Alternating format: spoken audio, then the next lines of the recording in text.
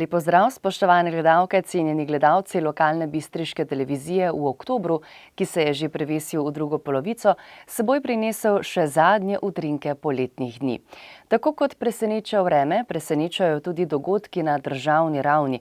V negotovosti pa so tudi tisti županski kandidati, ki tečejo drugi krog. Drugi krog pa teče tudi slovenska kandidatka za komisarko v Evropskem parlamentu, medtem ko so na Bistriškem že znana tudi imena članov občinskega sveta in svetov krajevnih skupnosti.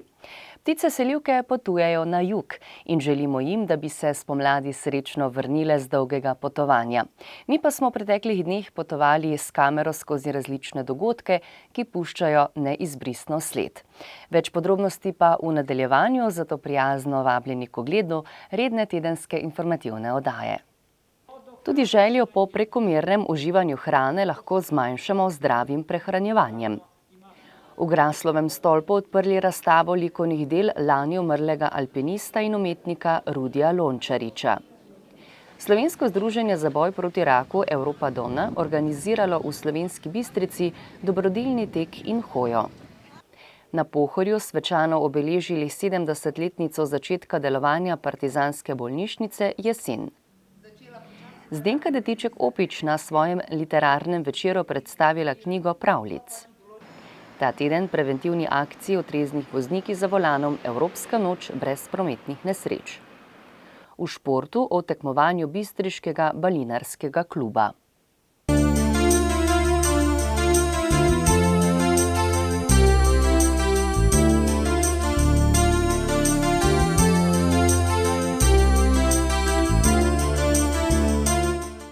V rubriki Lokalne novice objavljamo pisano paleto dogodkov, ki smo jih zabeležili v slovenjebistriški občini.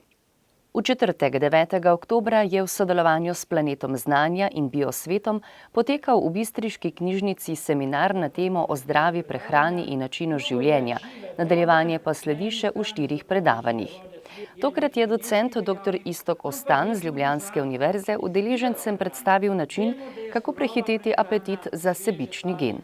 Svetovno uveljavljeni strokovnjak, ki je najprej sam preizkušal načine prehranjevanja, je med drugim predaval tudi o tem, da je želja po nezdravi prehrani prirojena in pojasnil, kako doseči zadovoljstvo z neškodljivo prehrano, preden nas prehiti sebični gen. Prehrana iz narave pa nas usmerja k zdravemu življenju in prelisiči slov po prekomernem uživanju hrane, ki vsebuje preveč maščob in beljakovin ter drugih na dolgi rok prehransko odvečnih in škodljivih snovi. In kaj je zdaj to? Užitki so češenca na torti. Če jih mi v življenju nimamo, narava nas je nagrajuje s tem. Če nimaš nobenega užitka, če se odrekaš vsemu, kar daje užitek, pravzaprav je življenje kar nekam prazno. Se lahko pohvališ, ja, živim zdravo, tretje, ne, ampak neko fakirsko življenje, ki na komu lahko da tudi tako užitek, ampak to gotovo ni moj cilj. Ne.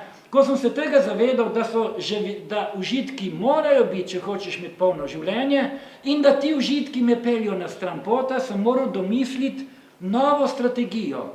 Ne premagovati užitke, ne se boriti, ne, narava mora zmagati, užitki morajo zmagati.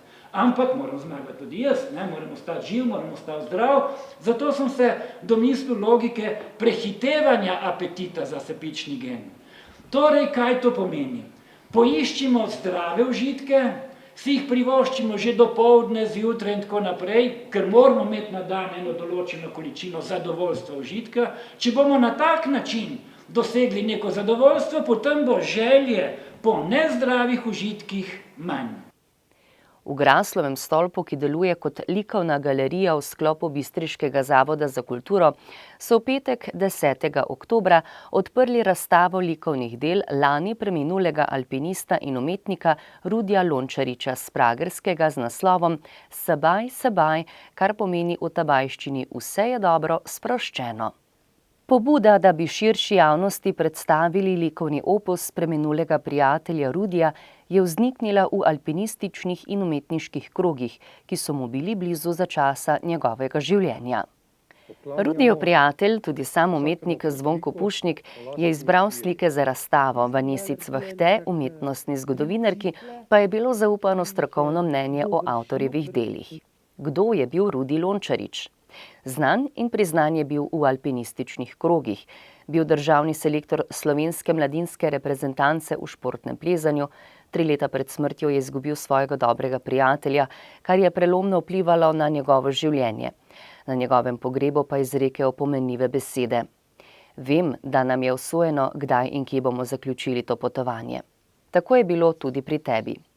Toliko sem se naučil v življenju, da to preprosto vem. Ne razumem pa, zakaj. Zakaj tako mlad?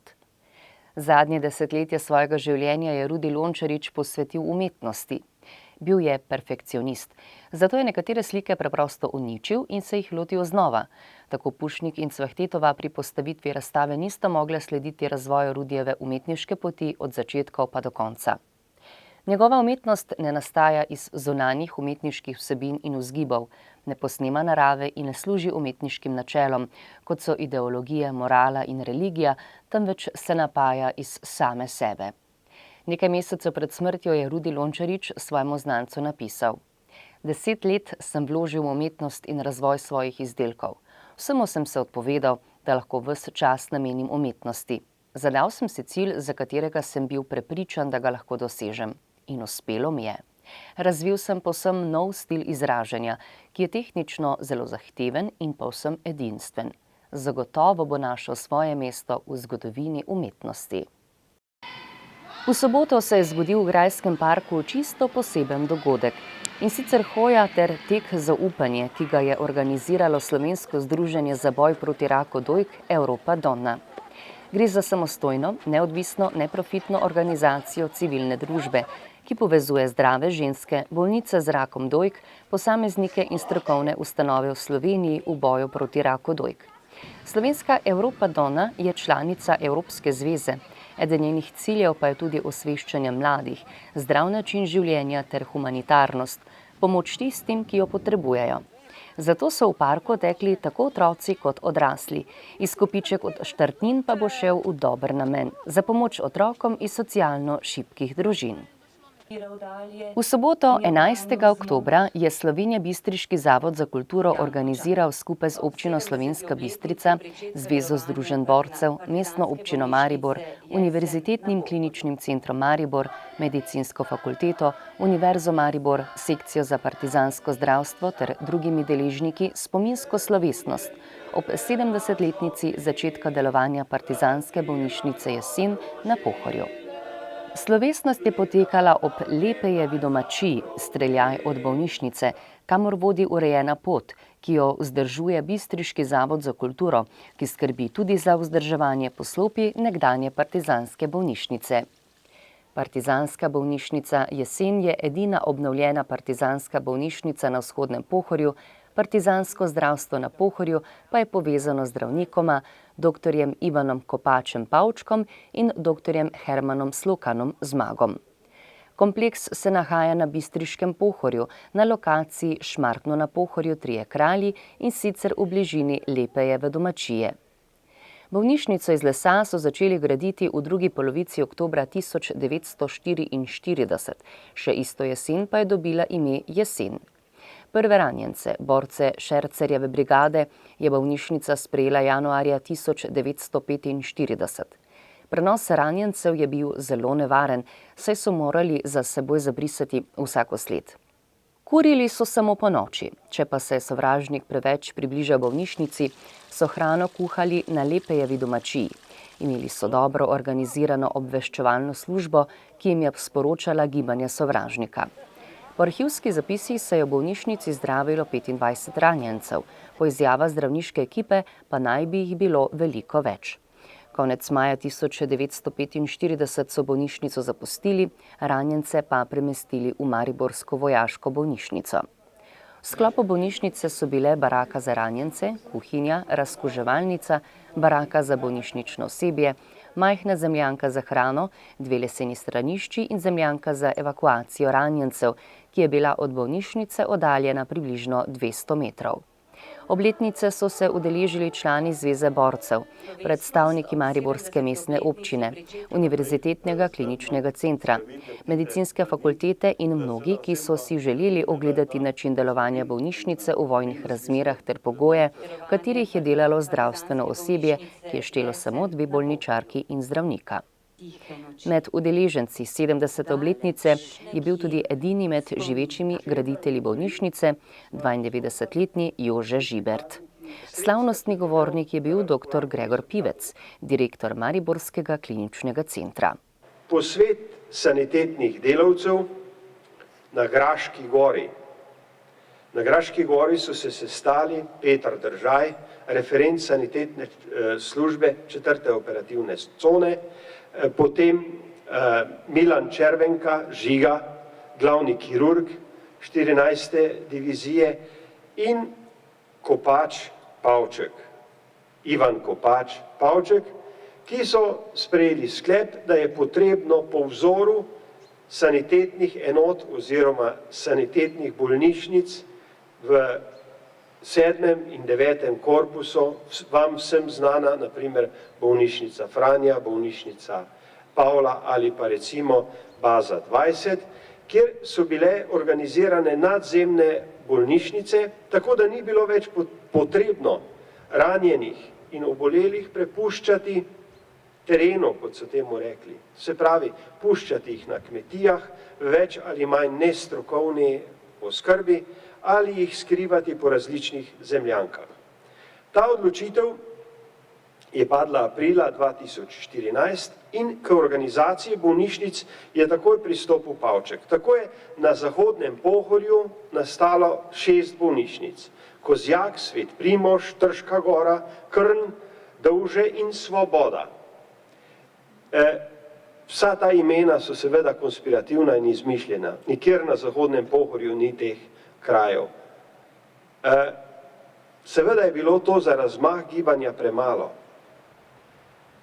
Tako je v juniju padla odločitev, da se tudi na Vzhodnem Pohorju ustanovijo podobne nadzemne enote in sicer so razdelili Pohorje na 2 dela. Najprej se je to imenovala enota Sever, kasneje se je to razdelilo na Pohorje 1 ali Zahodno Pohorje z prej omenjenimi 6 bolnišnicami in na Vzhodno Pohorje P2, kjer so nastale bolnišnice Tihi Dol, Košuta, Zaklon, Jesen, Pomlad, Zima in pa sprejemnice Košuta in Ekonomat Košuta z centralno lekarno za vse te bolnišnice, ki se je imenovala Granit. Herman je bil rojen 1915. leta v Trbovljah. Šolo ljudsko je končal v Trbovljah in nato gimnazijo in prvih 5 semestrov medicinskega študija v Ljubljani. Diplomiral je leta 1941 v Beogradu. Kot zelo mlad zdravnik je prišel v Trbovlje, najprej v Trbovljsko bolnišnico, nato je popoldan delal tudi kot splošni zdravnik in kasneje leta 1943 je delal tudi v Hrastniku, v bolnišnici za steklarno, v ambulanti steklarne Hrastnik. Bil je predan delavec. Leta 1944 se je odločil za vstop v odporniško gibanje, v partizane. Bil je april, točno je v svojih spominih napisal 15. aprila. Vstopil je v kamniško-zasavski odred in bil takoj premeščen na Pohorje. Tako da je že junija dobil zadolžitev, da prične z organizacijo bolnišnic na Vzhodnem Pohorju. To so prej omenjene bolnišnice P1. Življenje v bolnišnici je bilo zahtevno. Zahtevno v vseh.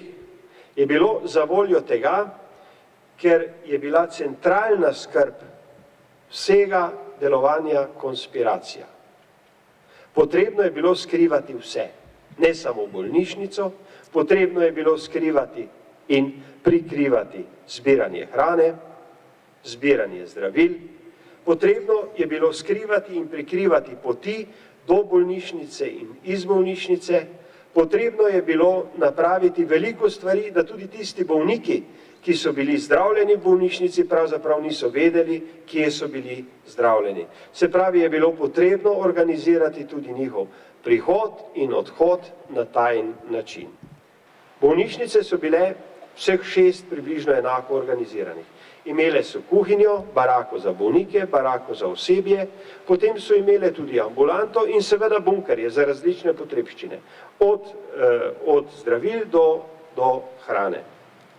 Nekaj mi še dovolite, da povem rezultate zdravljenja. Presenetljivi so. V teh bolnišnicah se je zdravilo po poročanju Zmaga Slohana preko 300 bolnikov. Umrli so 3 v bolnišnici, 5 pa na poti do bolnišnice. Pri tem naj omenim še to, da je osebje bolnišnic, ki je štelo 40 do 50 pripadnikov, vzorno skrbelo za svoje oskrbovance in ne samo to. Tudi do izdaje ni prišlo tako, da so dočakali svobodo, da so bolnišnice dočakale svobodo neodkrite. Padlo je 8 pripadnikov sanitetnih enot na vzhodnem Pohorju. 2 sta bila težko ranjena.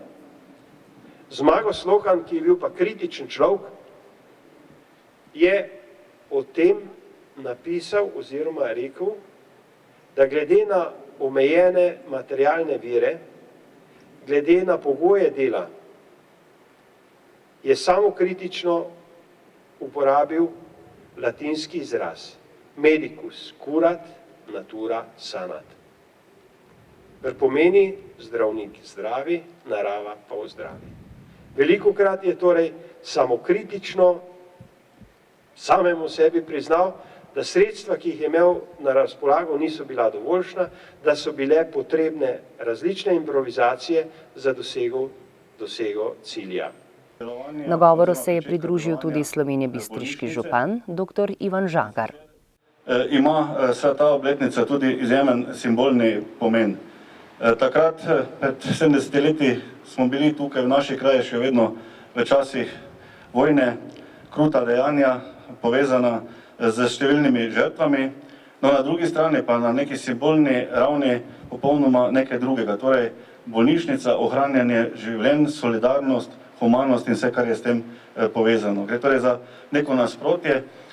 Ta nasprotja so še seveda še vedno prisotna. Mi moramo se zavedati, da tudi danes se dogajajo torej še številne morije posod po svetu in tudi v tem smislu je vsa ta humanitarna nota izjemno pomembna. Sama organizacija torej bolnišnice v teh krajih v tem času pa je pomenila tudi edinstven pristop, pa edinstven način reševanja življenj v tistem času.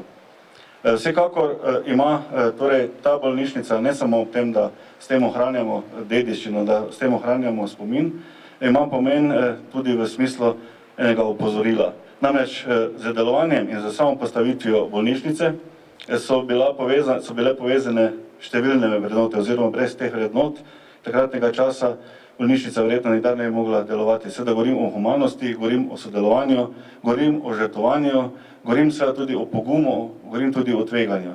In ne samo tistih, ki so delali v tej bolnišnici, ki so torej ohranjali življenja, ampak tudi domačinov, ki so seveda poskrbeli za to, da je bolnišnica lahko delovala in da je delovala praktično do konca in to uspešno. Jaz bi v tej priložnosti zaključil s tem, da bi se seveda rad zahvalil vsem tistim, ki skrbijo torej za to našo bolnišnico. Jaz sem tu kot izvisten kulturni, humanitarni spomenik. Najprej seveda gre zahvala vsem pravzaprav, ampak najprej mogoče Zavodu za kulturo, ki za to skrbi. Potem gre seveda zahvala tudi tistim, ki imajo patronat, torej Univerzitetnemu kliničnemu centru, univerzi in pa seveda vsem drugim, ki torej skrbite za to, da ta spomenik tu ostaja. Namreč teh bolnišnic je bilo tudi po pohorskem delu kar nekaj, ampak vse po mojem vedenju se je ohranila samo ta. Med pohorskimi smrekami in planjavami pa je zadonela pesem iz grl Šmarčanov ter Tinčanov. Stoji na gori partizan, ozira se v daljavo, trdo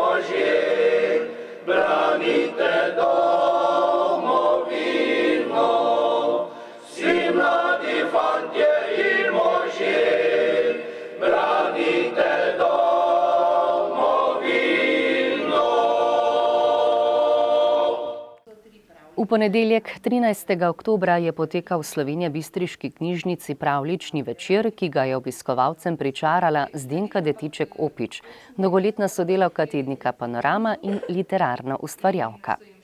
Dar za pisano besedo je preprosto v njenih genih, zelo ljube pa so ji pravljice, ki jih tudi sama ustvarja in hkrati tudi ilustrira. Leta 2009 je izšla njena prva zbirka pesmi, leto zatem pa knjiga pravljic, ki so prevedene tudi v angleški jezik. Ptičja šola, zvezdica Nina na potepu in kako je Božo postal Božiček so zgodbice, ki pritegnejo otroke, jih vabijo k prijateljstvu, poštenju, dobrohotnosti in spoštovanju.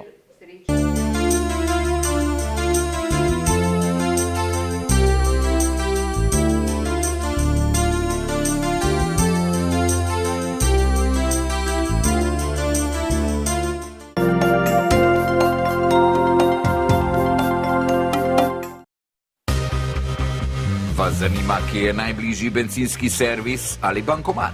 Dobra restauracija. Kakšen je delovni čas trgovin? Na pametni telefon ali tablico si z Google Playa naložite aplikacijo Pirs. In brezplačno boste izvedeli vse, kar vas zanima. Pirs, brezplačno na Google Playu. Živjo, kam hitiš? Si za kavo? Mudi se mi, imam še kup opravkov. Najprej moram na bankomat, k frizerju, v cvetličarno in rezervirati restauracijo za večerjo. Ustavi se, ti bom jaz pomagal. Ja, kaj pa imaš to? Na svoj pametni telefon sem naložil Pirs Android, najbližji bankomat imaš tam za vogalom, zraven je cvetličarna, frizerje v bližini, lahko takoj pokličeš. Evo, pa še številko od restauracije imaš tule. Odprem se ob 17. Pa tudi navigacijo lahko uporabiš. Super! A to vse si takoj našel s Pirs za Android? Koliko pa to stane? Brezplačno je. Obišči Google Play in si prenesi aplikacijo. Pirs za Android. Najhitrejše lokalno iskanje v Sloveniji.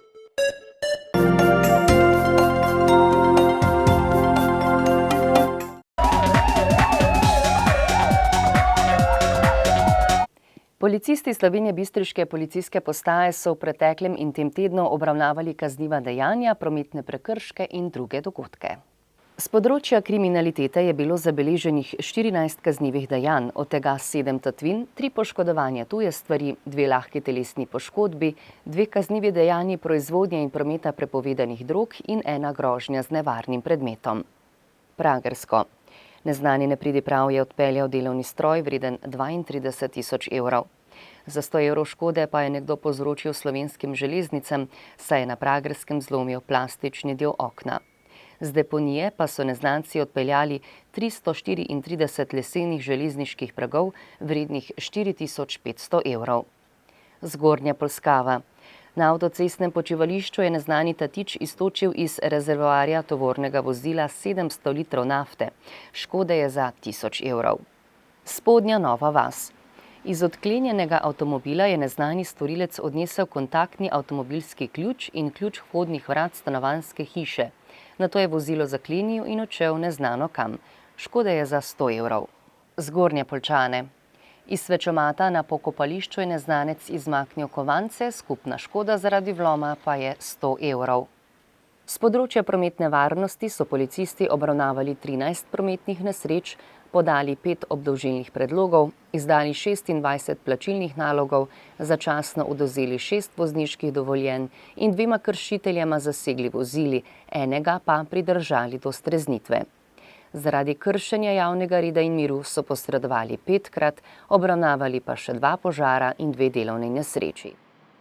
Ta teden poteka preventivna akcija 0:0 šofer. Potekala pa bo tudi akcija Evropska noč brez prometnih nesreč. Vožnje pod vplivom alkohola se dogajajo predvsem ob vikendih ter v nočnem času, zato bo potekal poostren nadzor v teh kritičnih obdobjih ter na območju javnih prireditev, kjer se zbirajo mladi. Alkoholiziranost povzročiteljev prometnih nesreč je namreč najvišja v skupini 24 in 34 let.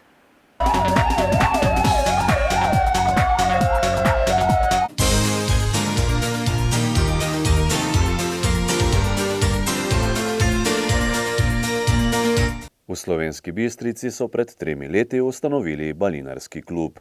Takrat so zgradili tudi balinišče, ki so ga letos maja obnovili. Več o začetkih in dejavnosti balinarskega kluba Slovenska Bistrica nam je povedal njegov predsednik. Glavni pobudnik je bil Lojzek iz Hoč. On je prinesel pravila, s katere smo tudi se prav vsi dobro naučili, pregledali. Tako da sicer nažalost je on odšel, se preselil v Maribor, tako da je on član v Hočah trenutno. Sedaj vas je aktivnih še 5 članov, ki vztrajate od samega začetka. Ja, bilo nas je 9, tako člani so vse, tako da prišli pogledati malo, ostalo nas je pa samo 5, tisti smo zdaj aktivni, tako da imamo zdaj 3-krat na teden trening, koliko nam vreme dopušča. Sicer pa ste igrišče obnovili maja letos? Ja, maja smo temeljito prenovili, preplastili igrišče, ker je napravljen asfalt je bil bolj slab, ker se je luščil in se ni dalo balinati. Tako da smo končno le dobili enega izvajalca, da smo to bolj napravili, tako mora biti. Vemo pa, da kako tudi drugot v športu ni lahko z denarjem. Kako torej zagotavljate potrebna sredstva? Ja, vsekakor problem je denar. Prejšnjo leto, 2 leta zaporedno smo še dobili od občine nekaj evrov, 180 evrov, kar je sicer nekaj pomagalo. Trenutno so pa brez bilo kakšnih sredstev, koliko sami financiramo. Letos, naprimer, nismo mogli iti v poletno ligo zaradi denarja, ker ga ni bilo, ker je treba plačati. Dobili smo letos pred nekaj dnevi enega sponzorja, gospoda Jeleno iz firme Temat, ki nam je doniral 300 evrov, tako da nam je omogočil zimsko ligo. Prav tako se tudi zahvaljujemo gospodu Štimacu, športni zvezi, da nam je omogočil obnovo celotnega balin steze, balinišča. V zimski ligi ste že sodelovali, bili ste kar uspešni, je potrebno povedati. Ja, prvo leto smo bili v Rogaški, to je Rogaški edina balinarski klub, ki je ogrevan, zaprt, ne. Od 14 ekip smo bili celo 4. Naslednjo leto smo bili malo slabši, to se pravi od 14 ekip smo bili 5. Lansko leto je še bilo slabši, ker pol leta nismo nič trenirali, to se pozna v samem občutku, ne, metanju krogle. Zdaj pa spet slabo vreme je bilo, zdaj smo zelo malo trenirali, tam videli, kaj bo v zimski ligi. Upamo, da se to bo nekaj lepega vremena, pa da bomo še to nadoknadili. Marsikdo misli, da je balinanje lahek šport, pa temu nikakor ni tako. Poznamo več disciplin, v katerih so izvrstni tudi slovenski tekmovalci in tekmovalke. Ja, so večinoma v občini si predstavlja balinanje kot, naprimer, balinanje v Dalmaciji. To je nič približevanja in nič druga. To je še zdaj panoga, naprimer, hitrostno zbijanje, štafeta, okrog, specialno zbijanje in ti so prija največ do pomena balinanja. Samo beseda 2 o tem, kje lahko dobijo zainteresirani informacije, če bi se morda želeli vam pridružiti. Lahko dobijo na telefonsko številko, to se pravi pri meni 041 5, 6, 9, 140, a pa na športni zajedi. Direktno pa lahko dobijo pri meni. To pa, če je lepo vreme, vsak ponedeljek, sreda in petek, tam bo 4 ure ponavadi tu.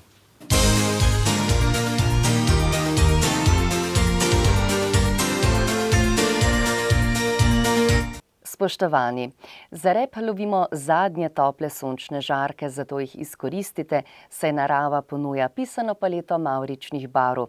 Vonj po pečenih kostanjih pa bo pričaral domačnost in toplino. In ne pozabite, kapljica čez rob v kozarcu ni usodna samo za tistega, ki sede za volan, ampak tudi za druge udeležence v prometu. Zato spoštujte svoja in tuja življenja. Srečno!